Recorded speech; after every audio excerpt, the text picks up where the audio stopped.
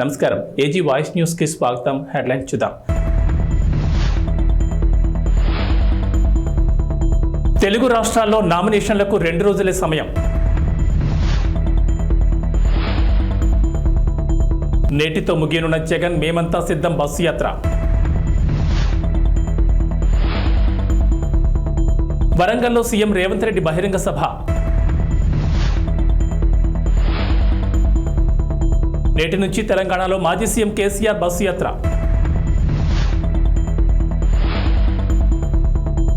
ఐపీఎల్లో 6 వికెట్ల తేడాతో చెన్నైపై లక్నో విజయం.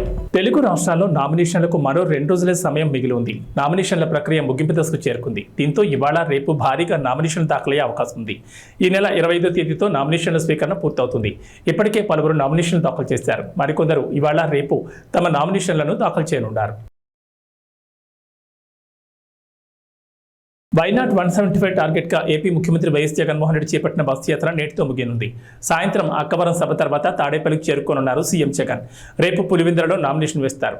సిద్ధం మేమంతా సిద్ధం తరహాలోని మరో విడత ప్రచారానికి కూడా వైసీపీ నేతలు ప్రణాళిక సిద్ధం చేశారు. ముఖ్యమంత్రి వైఎస్ జగన్ మేమంతా సిద్ధం బస్సు యాత్ర ఇవాటితో ముగియనుంది. నేడు శ్రీకాకుళం జిల్లాలోకి జగన్ బస్సు యాత్ర ప్రవేశించనుంది.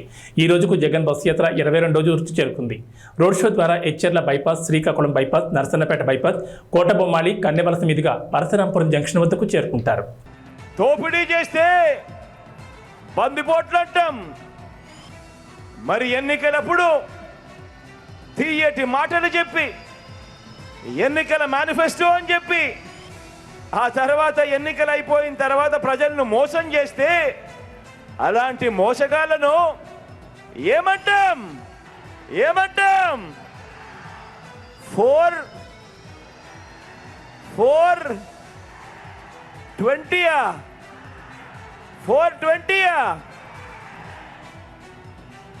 బాగా చెప్పారు. అలాంటి వాళ్ళను 420 అనే అంటారు. చంద్రముఖి బృందం అని కూడా అంటాము. అందామా?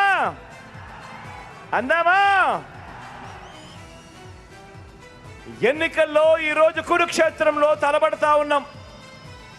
జగన్ను ఓడించాలని వారు, పేదల్ని గెలిపించాలని, ఇంటింటి అభివృద్ధిని కొనసాగించాలని మనం చేయబోతున్న ఈ యుద్ధంలో మరో చారిత్రాత్మక విజయానికి సొంతం చేసుకునేదానికి మీరంతా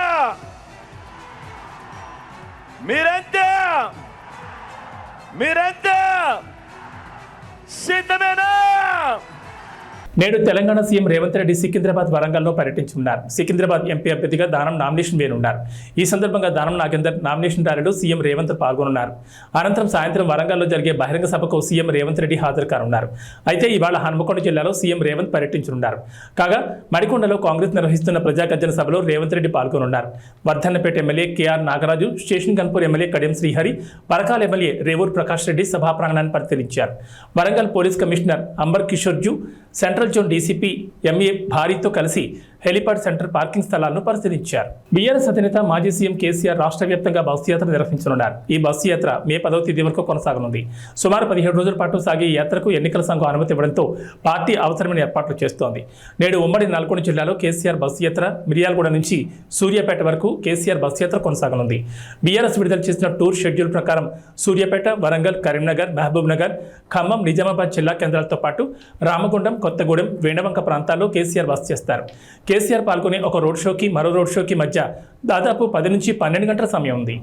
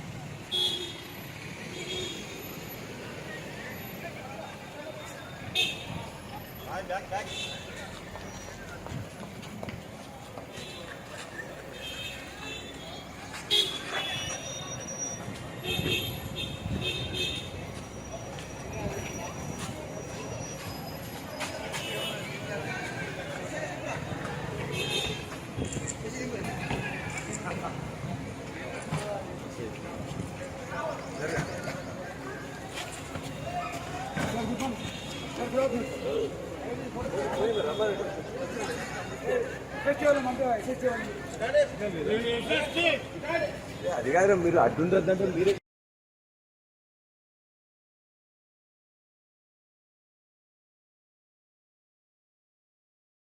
తెలంగాణలో ఇంటర్మీడియట్ పరీక్షల ఫలితాలు బుధవారం విడుదలయ్యాయి. ఏప్రిల్ 24న ఉదయం 11 గంటలకు ప్రథమ, ద్వితీయ, ఇంటర్ ఫలితాలు ఒకేసారి విడుదల చేశారు. ఈ ఫలితాలను నాంపల్లిలోని ఇంటర్ బోర్డు కార్యాలయంలో విద్యాశాఖ ముఖ్య కార్యదర్శి బుర్రా వెంకటేశం, బోర్డు కార్యదర్శి శృతి ఓజా విడుదల చేస్తారు.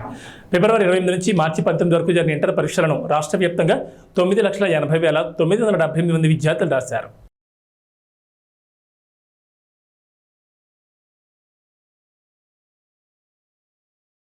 అమిత్ షా తెలంగాణ పర్యటన ఖరారైంది. రేపు అమిత్ షా హైదరాబాద్కు రానున్నారు. ఎల్బీ స్టేడియంలో పోలింగ్ బూత్ ఇన్ఛార్జీలతో సమావేశం కానున్నారు. అనంతరం భాగ్యలక్ష్మి అమ్మవారిని దర్శించుకోనున్నారు. తెలంగాణలో లోక్సభ ఎన్నికల బరిలో నిలిచే అభ్యర్థులపై కసరత్తు జరుగుతోంది. ఇప్పటికే 8 మందిని ప్రకటించిన బీజేపీ మరో 9 మంది గెలుపు గుర్రాల కోసం వేట కొనసాగిస్తోంది. ఈ క్రమంలో ఈ నెల 12న అమిత్ షా హైదరాబాద్కు వస్తున్నట్లు తెలిపారు.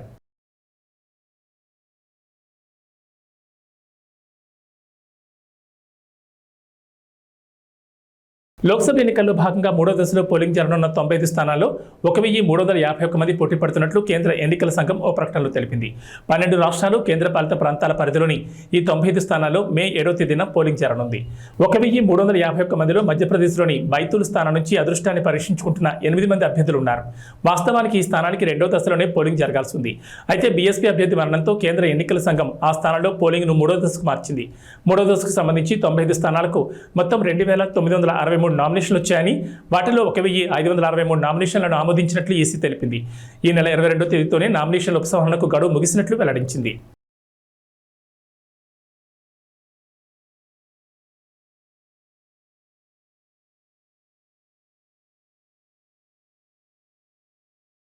ఆయుధాల కొరతతో ఇబ్బంది పడుతున్నాం, సైనిక సాయం కావాలంటూ గత కొంతకాలంగా మొరపెట్టుకుంటున్న ఉక్రెయిన్కు మరో ఊరట కలిగించే వార్త.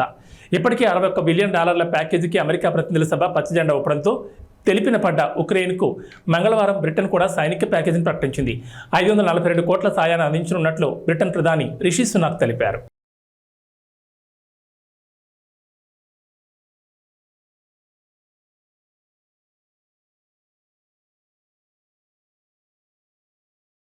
శ్రీకాకుళం జిల్లా పాతపట్నంలో ప్రజాకాళం సభ నిర్వహించిన చంద్రబాబు ఎన్నికల్లో ఎన్డీఏ కూటమి ఉత్తరాంధ్రలో క్లీన్ స్వీప్ చేస్తుందని ధీమా వ్యక్తం చేశారు. తాము అధికారంలోకి వచ్చాక రైతులను అన్ని విధాలా ఆదుకుంటామన్నారు. గిట్టుబాటు ధర, పంటల బీమా అమలు, రాయితీపై వ్యవసాయ యంత్రాలు, పరికరాలు అందిస్తామని చెప్పారు. వ్యవసాయంలో ఆధునిక సాగు విధానాలు తెచ్చి ఖర్చులు తగ్గిస్తామని భరోసా ఇచ్చారు. దేశంలో ఎక్కడ చూసినా శ్రీకాకుళం జిల్లా కార్మికులు ఉంటారన్న చంద్రబాబు తాము అధికారంలోకి వచ్చాక స్థానికంగానే ఉపాధి అవకాశాలు కల్పిస్తామన్నారు. ఇంటి పనులు నియంత్రిస్తామని హామీ ఇచ్చారు. కూటమి గెలుపు కోసం పనిచేయాలని యువతను కోరారు. ఉద్యోగుల పెండింగ్ బకాయిలు చెల్లిస్తామని చంద్రబాబు పింఛన్ల విషయంలో శవరాజకీయాలు చేయొద్దని ప్రభుత్వానికి సూచించారు. పాతపట్నంలోని గిరిజనుల కోసం ఐటీడీఏ, మహిళా డిగ్రీ, పాలిటెక్నిక్ కళాశాల ఏర్పాటు చేస్తామని హామీ ఇచ్చారు. ఈరోజు నేను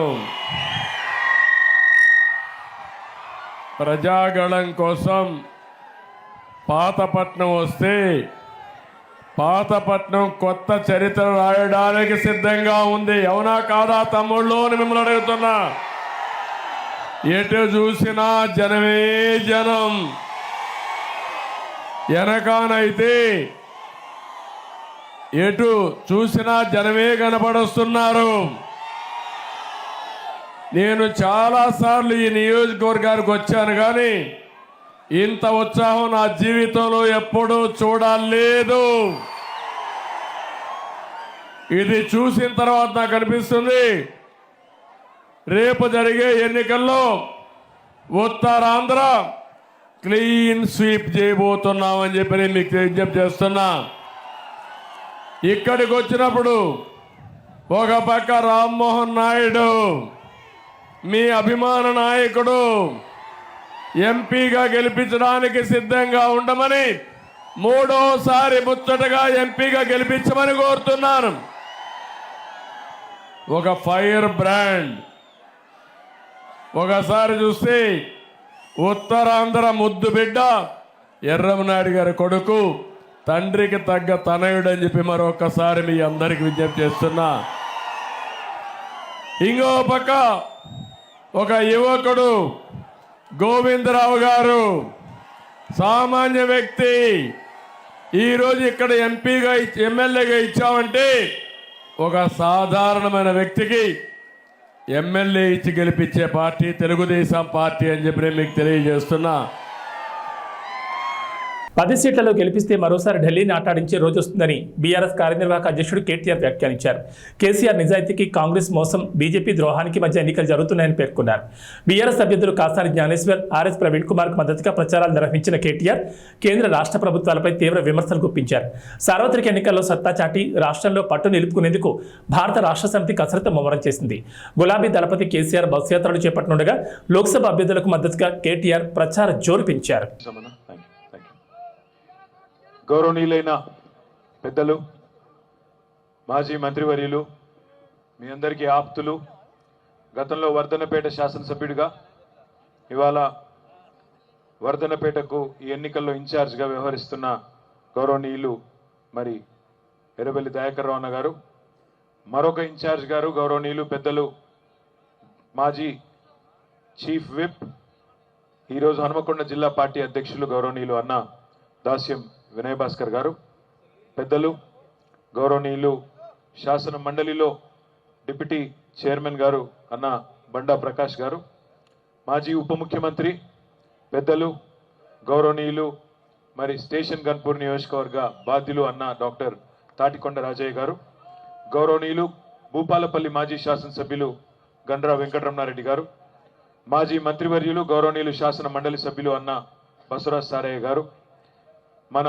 స్థానిక సంస్థల ఎమ్మెల్సీ ఈరోజు యువకుడు ఉత్సాహవంతుడు వరంగల్ ఈస్ట్ ఇన్ఛార్జ్గా ఉన్న తమ్ముడు పోచంపల్లి శ్రీనివాసరెడ్డి గారు, పరకాల మాజీ శాసనసభ్యులు గౌరవనీయులు అన్న చెల్ల ధర్మారెడ్డి గారు, కూడా చైర్మన్ గారు సోదరులు సుందర్రాజ్ గారు, గౌరవనీయులు సోదరిమణి లలితా యాదవ్ గారు, గౌరవనీయులు మాజీ జిల్లా పరిషత్ చైర్మన్ సమ్మారావు గారు, గౌరవనీయులు జనార్దన్ గౌడన్న గారు, కేతిరెడ్డి వాసుదేవ్ రెడ్డి గారు, వేదిక పైన ఉన్న గౌరవనీయులైన సీనియర్ నాయకులకు, గౌరవనీయులైన వర్ధనపేట నియోజకవర్గంలోని వివిధ మండలాల అధ్యక్షులకు, అదేవిధంగా వివిధ డివిజన్ల అధ్యక్షులకు, గౌరవ కార్పొరేటర్లకు, మాజీ కార్పొరేటర్లకు, ఎవరెవరి పేర్లైతే నేను చెప్పలేదో మనసులనే తిట్టుకోండి, బయటికి తిట్టుకోవద్దని కోరుతూ, మరి వేదిక ముందున్న పాత్రికేయ మిత్రులకు, వర్ధనపేట నియోజకవర్గం నుండి ఈరోజు ఇంత పెద్ద సంఖ్యలో రాత్రి 9 అవుతుంటే కూడా కదలకుండా రేపు వర్ధన్నపేటలో కసి తీరా ఓటేస్తాం, తప్పకుండా ద్రోహులను కసి తీరా కాటేస్తామనే విధంగా 50,000 ఓట్ల మెజారిటీ ఇచ్చి మన అభ్యర్థి సుధీర్ కుమార్ గారిని గెలిపిస్తామని ఇక్కడ సమావేశంలో పాల్పంచుకుంటున్న మా అన్నదమ్ములకు, ఆడబిడ్డలకు పేరు పేరున అందరికీ హృదయపూర్వకంగా నమస్కారాలు. మన పార్లమెంట్ అభ్యర్థి డాక్టర్ సుధీర్ గారికి కూడా హృదయపూర్వకంగా అడ్వాన్స్ గా కాబోయే ఎంపీ కాబట్టి అడ్వాన్స్ గా హృదయపూర్వకంగా శుభాకాంక్షలు కూడా నేను తెలియజేస్తా ఉన్నాను. చంపిన్రు, బిడ్డను వేరు చేసిండ్రని తెలంగాణ ఏర్పాటు మీద విషం జిమ్మినందుకు కోటే అన్నా, 5 మండలాలు తీసుకుపోయి ఆంధ్రాలో బలవంతంగా కలిపినందుకు కోటే అన్నా, లేదా మనకిచ్చిన పునర్విభజన చట్టంలో ఒక్క హామీ నిలబెట్టుకోనందుకు మనం ఓటే అన్నా, కాజీపేటలో కోచ్ ఫ్యాక్టరీ పెట్టనందుకు, బయ్యారంలో ఉక్కు కర్మాగారం పెట్టనందుకు, ఇచ్చిన ఒక్క మాట నిలుపుకోనందుకు ఓటే అన్నా, తెలంగాణకు ఒక్క మెడికల్ కాలేజ్ ఇయ్యనందుకు, ఒక్క నవోదయ పాఠశాల పెట్టనందుకు, ఒక్క విద్యా సంస్థ పెట్టనందుకు ఓటే అన్నా, లేదా 2014లో నువ్వే కదా డైలాగులు కొట్టినావు, నేను భారతదేశానికి మొత్తం ఏదైతే నల్లధనం బయటికి పోయిందో దాన్ని తీసుకొస్తా, ప్రతి ఒక్కరి ఖాతాలో 15 లక్షల రూపాయలు వేస్తా అన్నాడు నరేంద్ర మోడీ. పడ్డాయా 15 లక్షలు? పడ్డాయా మోడీ 15 లక్షలు? పడలే, దేశంలో ఎవరికి రాలే, 15 లక్షలు రాలే. సంవత్సరానికి 2 కోట్ల ఉద్యోగాలు ఇస్తా అన్నాడు నరేంద్ర మోడీ, 10 ఏళ్లలో 20 కోట్ల ఉద్యోగాలు ఇవాళ ఇచ్చిండా? రైతుల ఆదాయం డబల్ చేస్తా అన్నాడు, 2022 సంవత్సరం కల్లా చేసిండా? ఇంటింటికి నల్ల పెడతా అన్నాడు, కేసీఆర్ పెట్టిండు తప్ప మోడీ పెట్టలేదు దేశంలో. అదేవిధంగా ప్రతి మనిషికి ఇల్లు కట్టిస్తా అన్నాడు, బుల్లెట్ రైళ్లు అన్నాడు, 5 ట్రిలియన్ ఎకానమీ అన్నాడు. ఇవేమైనాయా మోడీ గారంటే? ఇవేమి చెప్పాడు. ఇప్పుడు ఏమంటాడు? జై శ్రీరామ్, అదొక్కటే తెలుసు, జై శ్రీరామ్. మనం కట్టలేదా గుడి? యాదగిరి గుట్టలో మనం కట్టలేదా యాదాద్రి? మనం ఎప్పుడైనా దేవుని అడ్డం పెట్టుకుని రాజకీయం చేసినామా? జై శ్రీరామ్ అనాలే, అక్షింతలు పంపాలే, ఇంటికి ఓట్లు అడగాలి. శ్రీరాముతో మనకు పంచాయతీ లేదు. దేవుడు అందరివాడు. దేవుడు బీజేపీ వాళ్ళకు మాత్రమే దేవుడు కాదు, మనకు కూడా ఆయననే దేవుడు. దేవునితో మనకు పంచాయతీ లేదు. రాముడికి మొక్కుదాం, కానీ తెలంగాణకు నయా పైసా పనిచేయని బీజేపీని మాత్రం ఓట్లతోనే పండబెట్టి తొక్కుదామనే మాట ఈ సందర్భంగా నేను మీకు విజ్ఞప్తి చేస్తా ఉన్నా. ఒక్క బుడ్డ పైసా పనిచేయలే బీజేపీ ఈ దేశానికి కానీ మన రాష్ట్రానికి కానీ. అట్లాంటి వాళ్ళని ఎందుకు ఆదరించాలి? ఏం చేసిందని ఇవాళ వాళ్ళ కోట్లు వేయాలి, ఏం చేస్తారని చెప్పి రేపు ఓట్లు వేయాలనే మాట దయచేసి ఆలోచించమని నేను కోరుతా ఉన్నా. నేను ముగించే ముందు మీ అందరితో ప్రార్థించేది ఒకటే, ఈ పార్లమెంట్ ఎన్నిక సుధీర్ కుమార్ ఎన్నిక కాదు. ఈ పార్లమెంట్ ఎన్నిక మనందరి బతుకుదెరుకు సంబంధించిన ఎన్నిక, తెలంగాణ భవిష్యత్తుకు సంబంధించిన ఎన్నిక. తెలంగాణకున్న ఒక్క గొంతు కేసీఆర్. ఆ కేసీఆర్ గారినే ఇలా ఖతం చేయాలని కాంగ్రెస్ బీజేపీ కుమ్మక్కై రాజకీయం చేస్తూ ఇవాళ మన పార్టీని సార్వత్రిక ఎన్నికల వేళ ముఖ్యమంత్రి రేవంత్ రెడ్డి పాలమూరు జిల్లాలో 5వ పర్యటించారు. మహబూబ్ నగర్ లోక్సభ స్థానం పరిధిలోని నారాయణపేట జిల్లా మద్దూరులో కాంగ్రెస్ కార్యకర్తల సమావేశానికి హాజరయ్యారు. లోక్సభ ఎన్నికల్లో కాంగ్రెస్ ను దెబ్బతీసేందుకు బీఆర్ఎస్ బీజేపీ కుట్రలు పన్నుతున్నాయని ఆయన ఆరోపించారు. 10 ఏళ్ల కేసీఆర్ హయాంలో తెలంగాణ నాశనమైందన్నారు. రుణమాఫీపై బీఆర్ఎస్ నేతల విమర్శలపై రేవంత్ ఎదురుదాడికి దిగారు. తర్వాత కొత్తపల్లి మండలంలోని తిమ్మారెడ్డిపల్లిలో బాబాజీ ఆలయానికి వెళ్లిన సీఎం ప్రత్యేక పూజలు నిర్వహించారు. అనంతరం నాగర్ కర్నూలు జిల్లా బిజినపల్లిలో కాంగ్రెస్ జనజాతర సభకు హాజరయ్యారు. డీకే అరుణ, ఆర్ఎస్ ప్రవీణ్ కుమార్లతో తనకు ఎలాంటి వివాదం లేదన్నారు. 70 ఏళ్ల తర్వాత పాలమూరు జిల్లాకు వచ్చిన అవకాశాన్ని ఉపయోగించుకుని అభివృద్ధి చేసుకుందామని, అందుకు 2 ఎంపీలను గెలిపించాలని రేవంత్ ప్రజలకు పిలుపునిచ్చారు. సీఎం జగన్పై 26 కేసులున్నాయి. 11 సిబిఐ కేసులు, 9 ఈడీ కేసులున్నాయి. నంద్యాల, విజయవాడ, మంగళగిరి, పొన్నూరు, సరూర్నగర్ పోలీస్ స్టేషన్లో 6 కేసులున్నాయి. జగన్ పెద్ద కూతురు హర్షిణి రెడ్డి పేరిట 4.43 కోట్ల విలువ చేసి 4.187 కిలోల బంగారం, చిన్న కూతురు వర్షితారెడ్డిల పేరిట 4.40 కోట్ల విలువ చేసి 3.450 కిలోల బంగారం ఉంది. జగన్ పెద్ద కూతురు పేరిట కర్ణాటకలో 2 వాణిజ్యేతర స్థలాలు, ఇడుపులపాయలో 4.5 ఎకరాలు, 5.50 ఎకరాలు, కె ఎల్లమ్మవారిపల్లిలో, పాలెంపల్లిలో 1.63 కోట్ల విలువ చేసే ఆస్తులున్నాయి. ఇక చిన్న కూతురుకు అదే ప్రాంతంలో అంతే సమానంగా ఆస్తులున్నాయి. పెద్ద కుమార్తెకు 25.89 కోట్లు, చిన్న కుమార్తెకు 25.57 కోట్లు విలువైన ఆస్తులున్నట్లు వెల్లడించారు. ఇక సీఎం జగన్ భార్య భారతి పేరిట 5.29 కోట్ల విలువ చేసి 6.47 కిలోల బంగారు, వజ్రాలున్నాయి. ఎర్రగుడిపల్లి, కచ్చివారిపల్లి, పులివెందల, రాయదుర్గం, తాడేపల్లిలో ఆస్తులున్నాయి. వీటి విలువ 56,92,19,104గా చూపించారు.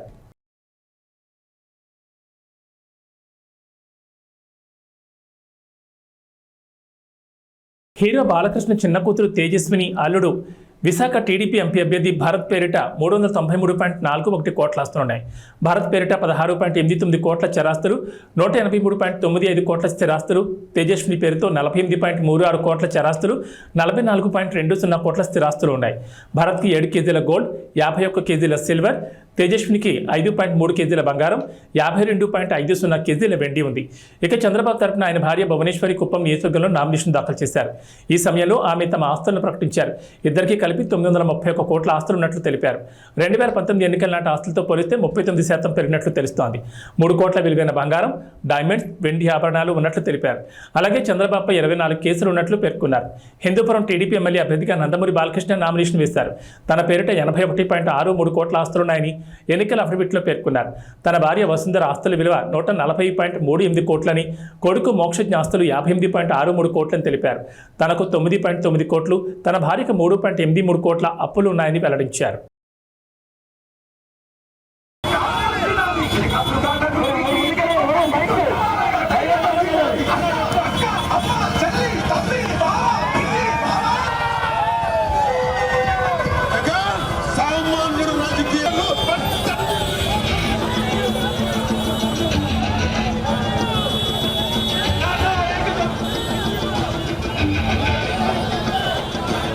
అధికార వైసీపీతో అంటకాగుతూ 5 ఏళ్లుగా ఆ పార్టీ అరాచకాలు కొమ్మకాస్తూ వచ్చిన 2 సీనియర్ ఐపీఎస్ అధికారులపై ఎన్నికల సంఘం ఎట్టకేలకు బదిలీ వేటు వేసింది.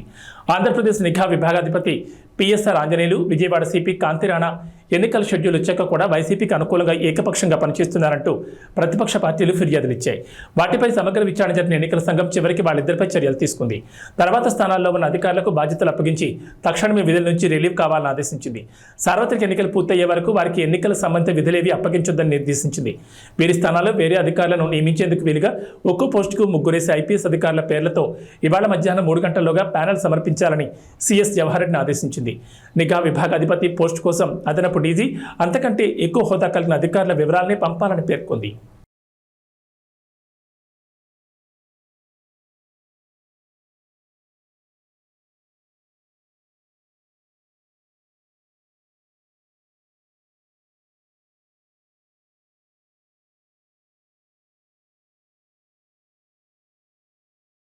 జనసేన అధినేత పవన్ కళ్యాణ్ గత 5 ఏళ్లలో 114 కోట్లు సంపాదించగా పన్నుల రూపంలో 73.92 కోట్లు చెల్లించారు.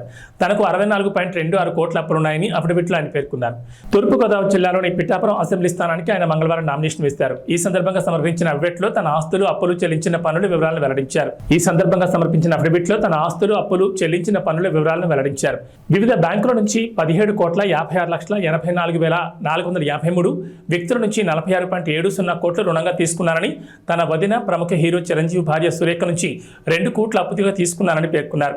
మైత్రి movie makers, Haarika Haasine creations తో పాటు పలు నిర్మాణ సంస్థలు, నిర్మాతల నుంచి అప్పులు తీసుకున్న పార్టీ కార్యక్రమాలు, సేవా కార్యక్రమాలు 17.15 కోట్ల విరాళం అందించగా వివిధ సంస్థలకు 3.32 కోట్ల విరాళాలు ఇచ్చారు. AP, Telangana CM relief fund కు 50 లక్షలు చొప్పున, అయోధ్య రామ మందిర్ నిర్మాణానికి 30,11,117 రూపాయలు విరాళంగా అందజేశారని పవన్ వివరించారు. రాష్ట్ర ప్రయోజనాల కోసం తగ్గి త్యాగాలు చేసి తెలుగుదేశం పార్టీ ఇబ్బందులు ఉన్నప్పుడు నిలబడి ముందుకెళ్ళాం. అదేవిధంగా చాలామంది బలమైన నాయకులు వారు కొంత త్యాగాలు తప్పలేదు. ఆ భాగంలోనే మాకు మండపేట, రామచంద్రాపురం చాలా ఒక 30-40 నియోజకవర్గాలు మా అభ్యర్థులు పెద్దాపురం లాంటి నియోజకవర్గంలో కూడా నేను విత్డ్రా చేయడం జరిగింది. అందరినీ సర్దుకోమని చెప్పాను. దాంట్లో భాగంగానే చాలా బలమైన ప్రజానాయకులు, ప్రజల్లో బలమైన అవగాహన ఉన్న ప్రజా సమస్యల మీద అలాంటి వ్యక్తి వర్మ గారు నా కోసం ఆయన సీట్ని త్యాగం చేశారు. మనస్ఫూర్తిగా వారికి ఈ సందర్భంగా వారికి నా ప్రత్యేక కృతజ్ఞతలు, నమస్కారాలు. ఈ త్యాగం రాష్ట్ర ప్రయోజనాలకే కానీ వ్యక్తిగత ప్రయోజనాలు దాటి చేస్తున్నాం అది. సో మనస్ఫూర్తిగా వారికి కూడా భవిష్యత్తులో ఉన్నత స్థానాలని అధిరోహించాలని దానికి నా కృషి ఉంటుందని కూడా తెలియజేసుకుంటా ఉన్నాను. అలాగే జనసేన కాకినాడ పార్లమెంట్ పరిధిలో పిఠాపురం కూడా దాని తంగెళ్ళ ఉదయ్ శ్రీనివాస్ టీ టైం అధ్యక్షులుగా, మన టీ టైం వ్యవస్థాపకుడిగా పేరుంది. దాదాపు 25,000 మంది పైకి ఆయన ఉద్యోగాలు ఇచ్చారు. సో అలాగే దేశం నలుమూలలా ఆయన టీ టైం చూడవచ్చు. కాకినాడ పార్లమెంట్కి వెళ్తే ఖచ్చితంగా అది ఉపాధి అవకాశాలు కానీ, మనకు కావాల్సిన ఓఎన్జీసీ వల్ల జరుగుతున్న కాలుష్యాలు కానీ, ఇవన్నీ చట్టసభ మన పార్లమెంట్లో బలంగా మాట్లాడగలిగేగలం. ఒక్క తెలుగే కాదు, ఆంగ్ల భాషల్లోనూ, హిందీ, తమిళ్లో కూడా నిష్ణాతుడు. అలాంటి వ్యక్తి ఈరోజు నుంచి అభ్యర్థిగా పెడుతున్న కాకినాడ పార్లమెంట్ నియోజకవర్గం నుంచి. ముఖ్యంగా బుర్రా కృష్ణరాజు గారు, భారతీయ జనతా పార్టీ నాయకులు, వారు మనస్ఫూర్తిగా అండగా ఉన్నారు. వారికి ప్రత్యేక కృతజ్ఞతలు తెలియజేసుకుంటాము.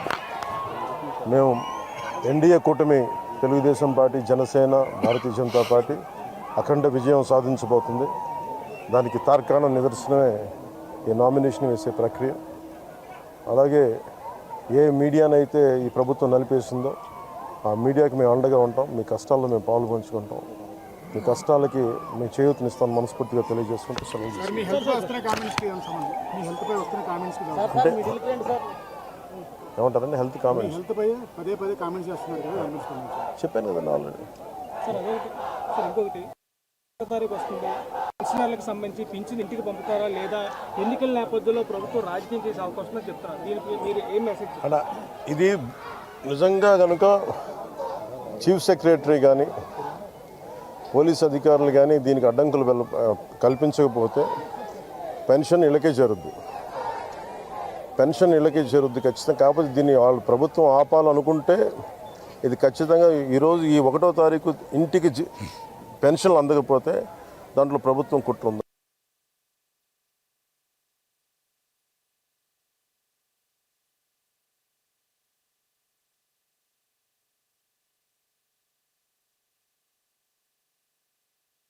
త్రికోణ పోటీ ఉంది ఈసారి.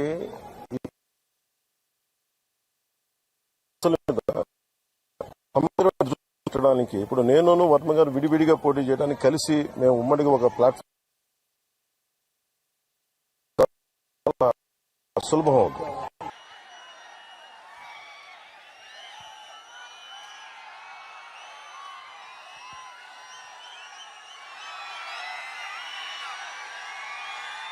ఒక పౌర్ణమి రోజున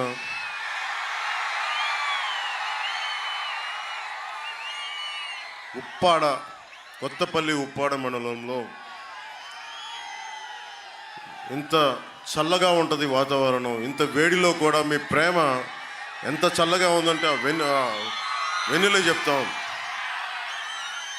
సో మీ ప్రేమామృతానికి, ఈ వెన్నెల రాత్రి మీ ప్రేమామృతానికి నా మీద కురిపిస్తున్నందుకు, మా కూటమి మీద మీ ప్రేమామృతాన్ని కురిపిస్తున్నందుకు మీ అందరికీ నా హృదయపూర్వక నమస్కారాలు, ధన్యవాదాలు.